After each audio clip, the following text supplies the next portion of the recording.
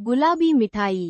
కావలసినవి: మైదా కప్పున్నర, పంచదార 2 కప్పులు, పాలు కప్పు, నెయ్యి 3 చెంచాలు, యాలకులు 6, ఉప్పు చిటికెడు, కోడిగుడ్డు 1, నూనె వేయించేందుకు సరిపడా తయారీ: యాలకులను పొడిచేయాలి.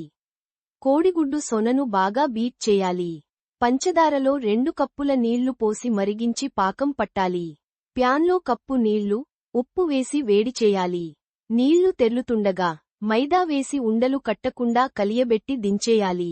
పిండి చల్లారాక గుడ్డు సొన, యాలకుల పొడి, నెయ్యి జతచేసి మళ్లీ కలపాలి. ఈ మిశ్రమాన్ని 12 సమాన భాగాలు చేసి మందపాటి పూరీలు వత్తుకోవాలి. 3 పూరీలను ఒకదానిమీద ఒకటి చొప్పున పేర్చి మధ్యలోంచి అంచు వరకు 3 గాట్లు చేయాలి. మొదట పై వరుసలో ఉన్నదాన్ని లోనికి గులాబీ రేకల్లా మడిచి చెయ్యి తడి చేసుకుని అతికించాలి. కింది 2 పూరీలను కూడా ఇలాగే చేయాలి. అన్నీ అయ్యాక కాగుతున్న నూనెలో బంగారు రంగు వచ్చే వరకు వేయించాలి. వాటిని పంచదార సిరప్లో వేసి 2 గంటలు నాననివ్వాలి.